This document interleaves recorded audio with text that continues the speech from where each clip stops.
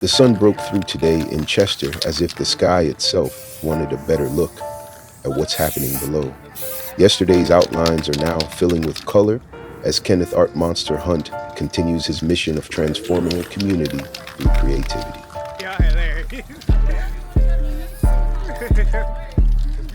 What we're supposed to be doing, Unexplained, is taking away faceless graffiti and putting up something beautiful to enlighten the city. So we're here today with students from Widener University. This is a project we're doing about public art, and we had the opportunity to work with the Project Pericles grant, which gave us the opportunity to find a community partner. And with that, we found Tara Jones, the CEO of the CAAT Center, the Chester Art and Technology Center, who has worked closely with us for over a year now to put this project together. We're super excited that she has tied it all in so that they're going to make sure that the students are registered to vote. And we may even get the community out here to get registered. So that was an important part of the grant, and I'm excited that she did that. And you know, we're going to make sure that they tie in these things with their projects. Yes. So in addition to working on the mural, students have also just been learning about what is graffiti, what is street art, what are different forms of art that take you outside of a museum and really take you into the community. So they were part of the inception of this project with the Art Monster. They came up with the ideas, they've been working on it. So you can see some students right now finishing up some of the work they've been doing. And this has been, for me, a transformative experience to start a relationship with Tara and with CAAT and with the Art Monster that I hope will continue. But also, perhaps even more important, that folks know what is going on both in Chester and hopefully getting more engagement with Widener. So a big goal of the Project Pericles grant, which funded this project, is to really get folks to think about community engagement and activism.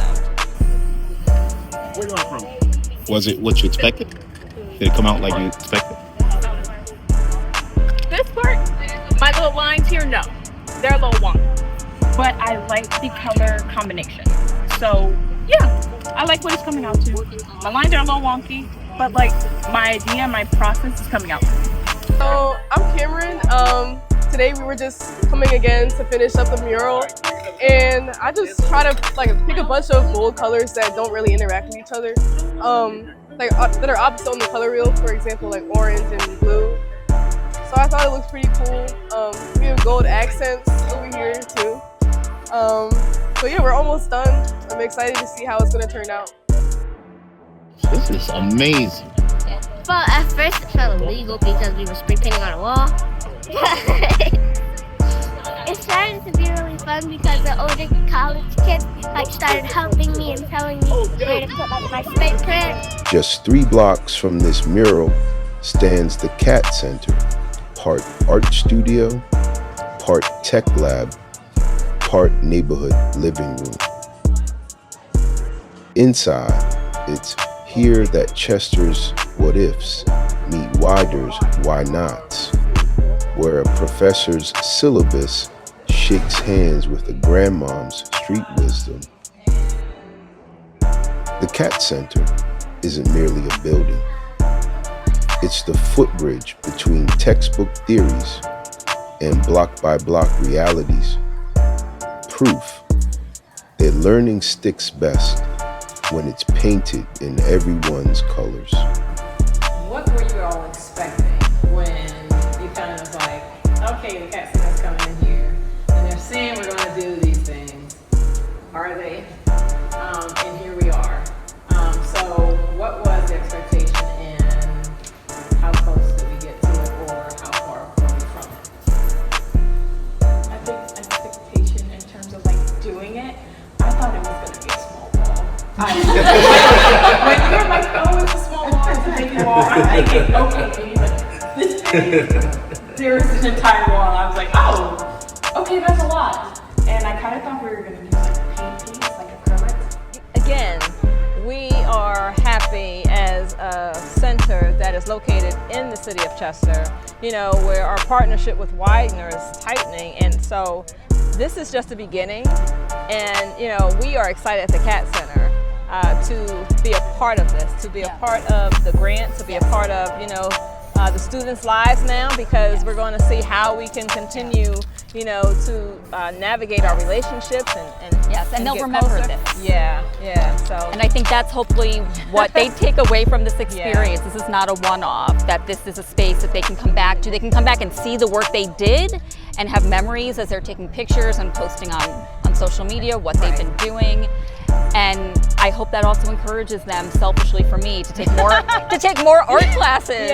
And so I think another big part of the mission that aligns both with CAAT and with the work that I'm doing here at Widener and in the humanities in general is about human connection and thinking beyond just taking an exam and sitting in isolation, but how is going to college really about giving back to your community and connecting with people.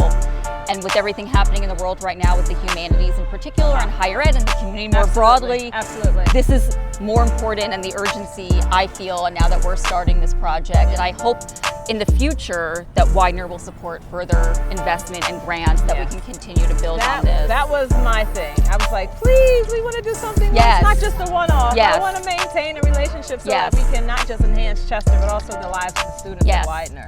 You know, so, and I think we're off to a good getting start. there. And there's even one of my top students is going to work with Tara in the future on other projects. So I think that's also what's really important for them. They're building relationships, and that makes me feel good as an instructor, but also someone who deeply cares about the community and activism and social justice. So I'm really grateful for the opportunity to start working with you and to get my students here. And so it's been really wonderful. Thank you. Thank you so much. I really appreciate it. Thank you. Thank you. In Chester, a wall is rarely just a wall.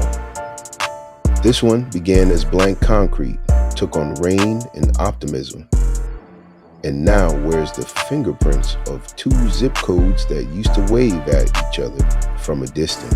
I mean, I just feel like we really all pulled together as a team. We had a mission, we mapped it out, we came out and we executed it. Everybody looked at us crazy on the first day. You know, when you put an outline out there, they like, what the heck is that? You know, then the second day, they're like, still, what is that? Third day, they start to see it. And now we're here. If I could say one thing about art, it's always this, with anything in life, right? The more love you put into something, the better it can become, you know? Some people go to work and they don't put no love into it, so they stay at the same job forever and they're never happy. You know, some people open up businesses and they never put love into it. The more love you incorporate into something, the same way with the way these kids painted, I kept telling them, you know, put more love into it, put more love into it. So we kept putting more and more layers onto it. We kept having more conversations about community and things like that. So we try to incorporate like the art with real life situations in a way, if that's understandable. In a world where communities are often defined by what divides them, Chester is being redefined by what brings them together. Art, education, and yes, a monster with a heart as colorful as the walls he creates. Sometimes the most profound changes don't require policy or politics, just a blank wall, willing hands, and the courage to imagine something more beautiful. In Chester, Pennsylvania, that beauty is now on display for all to see. The Widener students will head back to classes, Tara Jones to her next brainstorm, and Kenneth art monster hunt to whatever surface begs for color. But long after the last can hisses empty, the mural will keep teaching. No tuition.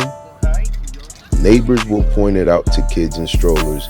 Commuters will steal glances at the stoplight. And maybe, just maybe, a freshman who sprayed her first line today will return years from now, degree in hand, and add the next chapter to this living canvas.